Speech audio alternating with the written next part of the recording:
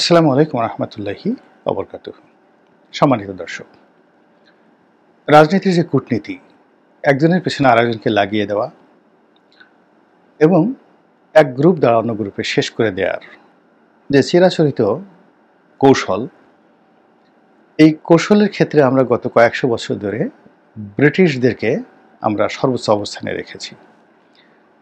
বাংলাদেশে যারা এই ধরনের ক্লিক বা ক্লিকিবাজ, গ্রামের মাতব্বর থেকে শুরু করে শহরের টাউট বাটপার, যারা একে অপরের বিরুদ্ধে লোক লাগিয়ে দিত, আমরা অনেকেই তাদের সেই কৌশলকে, বুদ্ধিমত্তাকে ব্রিটিশদের চাল, ডিভাইড অ্যান্ড রুল, আলাদা করে দাও এবং শাসন করো, এটির সঙ্গে তুলনা করতাম বা অনেকে বলতাম যে এই লোকটার বুদ্ধি একেবারে ব্রিটিশদের মতো।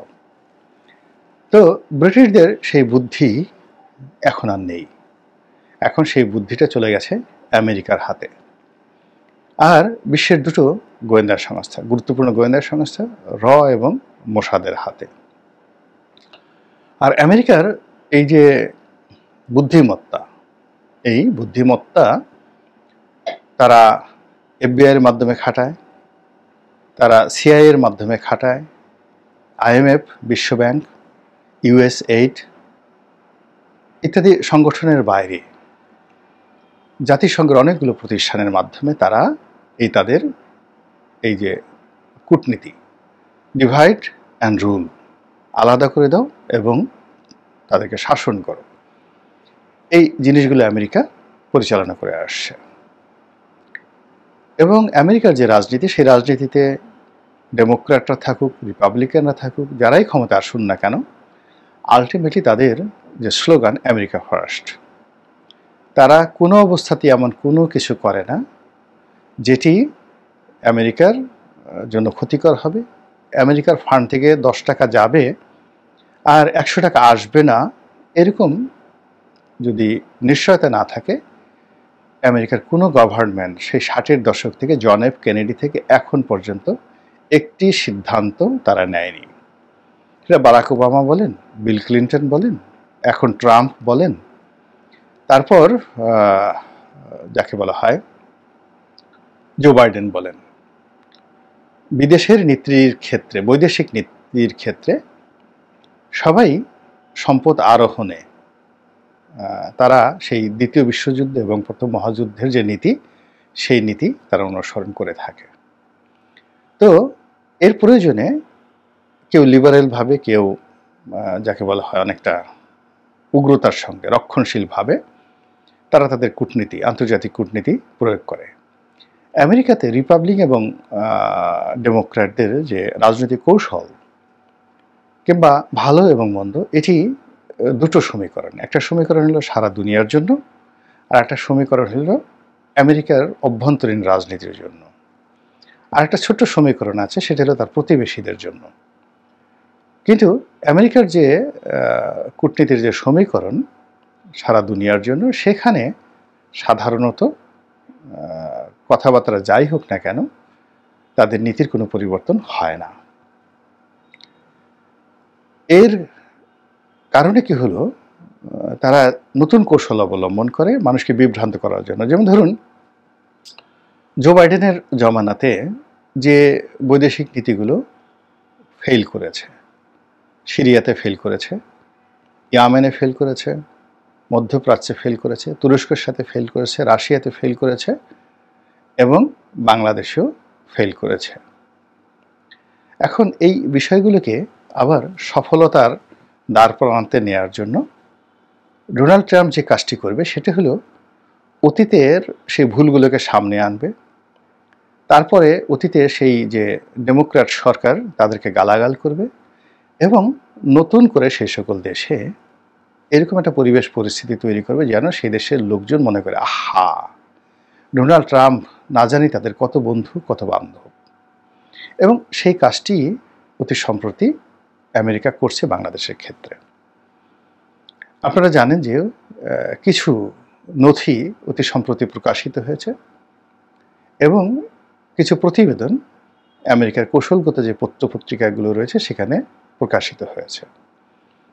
সেখানে দুটো শব্দ, একটা হলো ডিপ স্টেট, আর একটা হলো যে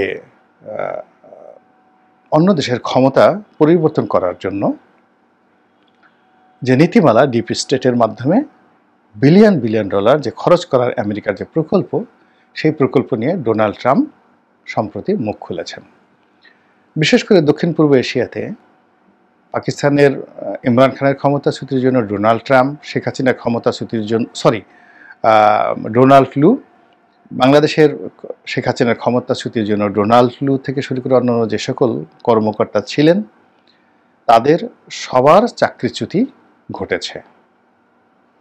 এবং তারা এই কাজে কত টাকা ব্যয় করেছেন ইত্যাদি বিষয় নিয়ে আমেরিকার সিনেট, তারপরে তাদের ডিপার্টমেন্ট অফ জাস্টিস, এরপর তাদের কংগ্রেস কমিটি, এগুলো বেশ নড়াচড়া শুরু করে দিয়েছে।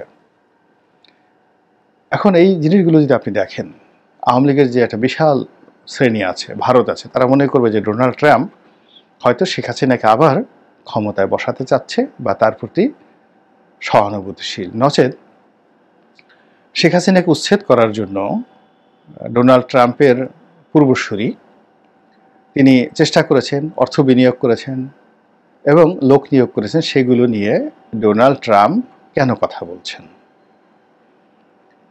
এই বিষয়গুলো নিয়ে এখন যারা ডক্টর মোহাম্মদ ইউনূস তিনি বিভ্রান্ত হতে পারেন, দিল্লিতে শেখ হাসিনা তিনি বিভ্রান্ত হতে পারেন, তারপর যাকে বলা হয় নরেন্দ্র মোদী বিভ্রান্ত হতে পারেন। কিন্তু ঘটনা যাই ঘটুক না কেন, এখানে রোহিঙ্গাদেরকে নিয়ে আমেরিকার যে প্ল্যান, সেন্ট মার্টিন নিয়ে আমেরিকার যে প্ল্যান, পার্বত্য অঞ্চল নিয়ে আমেরিকার যে প্ল্যান, চীনের আধিপত্য এই অঞ্চলে হ্রাস করার জন্য যে আমেরিকার যে প্ল্যান, এই প্ল্যানটিকে আরও মোবিলাইজ করার জন্য, ইজি করার জন্য এবং এই দেশের মানুষের বন্ধু সেজে আগের সরকারের উপর সমস্ত দায় চাপিয়ে নতুন করে তাদের সেই প্রকল্পগুলো বাস্তবায়ন করার জন্য যা যা করার দরকার ডোনাল্ড ট্রাম্পের সরকার সেই কাজগুলো করবে। আর এই কাজের জন্য তারা বন্ধু খুঁজবে। যদি এই বন্ধু তারা ছাত্রদেরকে পায় তাহলে তারা ছাত্রদেরকেই প্যাট্রন করবে। শেখ হাসিনার সঙ্গে যদি তাদের সমঝোতা হয়ে যায় যে আমি যা যা চাই সেগুলো দিবেন, আপনি ফাজলামো করতে পারবেন না, শেখ হাসিনার সঙ্গে তারা সমঝোতা করবে। এমনকি ডক্টর মোহাম্মদ ইউনূসের সঙ্গে তারা সমঝোতা করবে এবং সেই সমঝোতা করার জন্য এই ফাইলগুলো নিয়ে কিন্তু তারা নাড়াচাড়া করছে। যারা মার্কিন নীতি বিশেষজ্ঞ তারা এই বিষয়গুলো খুব ভালো করে জানেন এবং তারা যখন কোনো একটা প্রকল্প ধরে, 1973-তে তারা বাংলাদেশ সম্পর্কে যে সিদ্ধান্ত নিয়েছিল সেই সিদ্ধান্ত থেকে তারা এখন পর্যন্ত এক চুল কিন্তু নড়াচড়া করেনি। অনেক আগে 2022-23 সনে আমার তারেক রহমান সাহেবের সঙ্গে একটা খুব কথাবার্তা হচ্ছিল আমেরিকান এই পলিসি নিয়ে অনেকক্ষণ ধরে। তখন আমি সেই আওয়ামী লীগের অভ্যন্তরীণ যে বিষয় সেগুলো সামহাও আমার একটা কানে চলে এসেছিল। এটা 2021 বা 22 সনের দিকে হতে পারে, আমার এই একজ্যাক্টলি মনে নেই। তো আমি বললাম, তারেক রহমান সাহেবকে বললাম যে ভাই আপনি জানেন এই ঘটনা, শেখ হাসিনার কাছে এই প্রস্তাবগুলো এসেছে, তিনি এই প্রস্তাবগুলো রিফিউজ করেছেন এবং আমেরিকাকে 2 পয়সার পাত্তা দেননি। তারা বিকল্প হিসেবে আপনার কাছে যাবে, আপনি আনকন্ডিশনালি এই বিষয়গুলো অ্যাগ্রি করবেন। তো তিনি যে জবাব দিয়েছিলেন বা বলেছিলেন সেগুলো আমার এখানে অপাঙ্ক্তি, আমি বলবো না, বাট আমার যেটা দায়িত্ব আমি কিন্তু সেই কথাগুলো তাকে বলেছিলাম। সিমিলারলি ভারতের সঙ্গে সম্পর্কের ব্যাপারেও যে ত্রুটিগুলো ছিল সেটাও বলেছিলাম এবং জুলাই মাসে যেটা হলো, অর্থাৎ আপনার যাকে বলে 28-2023 সনের যে বা 24 সনের 2024 সনের জুন জুলাই সেপ্টেম্বর জুলাইয়ের কথাই বলি, জুলাই মাসে আমি ঠিক বিএনপির এর হাইকমান্ডকে আরও একটি বিষয় বলেছিলাম যে আমেরিকা বিএনপির ব্যাপারে আশ্বস্ত হতে পারছে না। তারা মনে করছে যে বিএনপি এখন ভারতের সঙ্গে যোগাযোগ করে আমেরিকাকে কনভিন্স করতে চাচ্ছে। আমেরিকা এটা পছন্দ করছে না। আমেরিকা বিএনপির সঙ্গে সরাসরি সংযোগ রাখতে চাচ্ছে, এবং এই কথাটি মিস্টার পিটার ডি হাস্ট নিজে খুবই গুরুত্বপূর্ণ একজন ব্যক্তির কাছে বলেছেন, এবং সেই গুরুত্বপূর্ণ ব্যক্তি, অতি গুরুত্বপূর্ণ ব্যক্তি, তিনি আবার আমাকে বলেছেন। আমি আবার বিএনপির হাইকমান্ডকে এই কথাগুলো বলেছিলাম, কিন্তু সেই কাজগুলো তারা ওইভাবে ম্যাটেরিয়ালাইজ করতে পারেননি। তারা বরং যাকে বলা হয় অনেকটা নির্ভার ছিলেন যে এইভাবেই হবে সব কিছু। আমরা এখন দূতাবাসে অমুককে পাঠাচ্ছি, অমুকে যাচ্ছে, ভারতের সঙ্গে অমুকে যোগাযোগ করছি, ইত্যাদি ইত্যাদি। তো এই জিনিসগুলো না ভারতকে খুশি করতে পেরেছে, না আমেরিকাকে খুশি করতে পেরেছে। ফলে ভারত, আমেরিকা, চীন, এই তিনটি গুরুত্বপূর্ণ রাষ্ট্র তিনটি অ্যাঙ্গেলে থেকে তারা আমাদের রাজনৈতিক দলগুলো, আওয়ামী লীগ, বিএনপি, সরকার, এদের সঙ্গে খেলেছে। খেলার ফলেই কিন্তু, এবং এখানে তারা জাতিসংঘ এবং ইইউ এদেরকে ব্যবহার করেছে। এই আগস্টের বিপ্লবের আগ পর্যন্ত পরে সব কিছু একেবারে ভ্যাবাচাকা খাওয়ানোর মতো অবস্থায় নিয়ে গেছে। আজকের যে বিশৃঙ্খল অবস্থা, সেই বিশৃঙ্খল অবস্থার পেছনে এই কূটনৈতিক যে বিপর্যয়, সেটি কেবলমাত্র আওয়ামী লীগের নয়, বিএনপির, সেটি জামাতের, অন্য সব দলেরই বিপর্যয় রয়েছে। তারা কেউ কনক্রিট মানে বন্ধু নির্বাচন করার ক্ষেত্রে কারোর সঙ্গে সফলতা অর্জন করতে পারেনি, এমনকি পাকিস্তানের সঙ্গেও নয়। আর এখন পরিবর্তিত পরিস্থিতিতে তো সেই যে আগের অবস্থা, এটি আসছে এর সাথে জটিল হয়ে গেছে। আপনি চিন্তা করুন প্রতিটি জিনিস কিভাবে কন্ট্রাস্ট করছে। আপনি ভারতের সঙ্গে সম্পর্ক স্থাপন করতে চাচ্ছেন, আবার অন্যদিকে পাকিস্তানের সঙ্গে আমদানি রপ্তানি বাড়িয়ে দিয়েছেন, পাকিস্তানের সঙ্গে সামরিক বাহিনী যৌথ মহড়া করছেন। আবার আপনি আমেরিকার সাথে সম্পর্ক স্থাপন করতে চাচ্ছেন, আর ইরানিদেরকে বাংলাদেশে এনে সেখানে চিকিৎসা ব্যবস্থা করতে চাচ্ছেন। আপনি ভারতের সাথে সম্পর্ক স্থাপন করতে চাচ্ছেন, আবার চীনে গিয়ে চীনের একটি শহরের বেশ কয়েকটি হাসপাতালকে ডেডিকেট করে দিচ্ছেন বাংলাদেশিদের জন্য। তো এটা, এই যে সরকার যে কূটনৈতিকভাবে ব্যর্থ, এবং তারা যে একটা নির্দিষ্ট লক্ষ্য নিয়ে এগোতে পারছে না, এটি স্পষ্ট। আগামীতে যারা কিংস পার্টি গঠন করবেন বা করছেন, তারা এই জায়গাতে এখনো শিশু রয়ে গেছেন, জাস্ট ইনফ্যান্ট, তারা শুরুই করেননি। এরপরে বিএনপি, যাকে বলা হয় আমেরিকা, চীন, ভারত, এই কোনো রাষ্ট্রের সঙ্গে আশ্বস্ত তাদেরকে করার মতো, তাদের সঙ্গে বন্ধুত্ব করার মতো বা তাদের সহযোগিতা পাওয়ার মতো পরিবেশ পরিস্থিতি এখনো সৃষ্টি করতে পারেনি।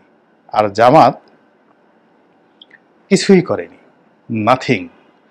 তারা মনে করছে যে আমরা যেহেতু জামাত, পাকিস্তান এমনি আমাদেরকে সহযোগিতা করবে, কিন্তু পাকিস্তানের সঙ্গে জামাতের ওইরকম বা আইএসআইয়ের ওইরকম কোনো সম্পর্ক যদি হতো, আপনারা মাঠে অনেক কিছু দেখতে পারতেন, কিন্তু সেটা এখন পর্যন্ত হয়নি।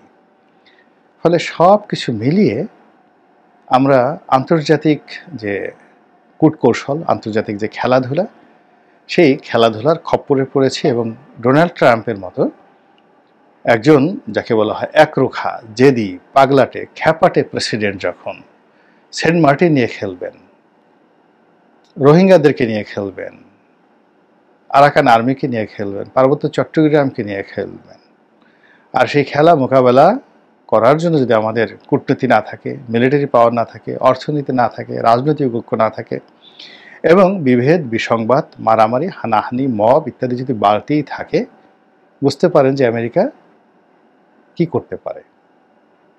আল্লাহ আমাদেরকে বিপদ এবং বিপত্তি থেকে রক্ষা করুন, হেফাজত করুন, দয়া করুন। আসসালামু আলাইকুম ওয়া রাহমাতুল্লাহি ওয়া বারাকাতুহু।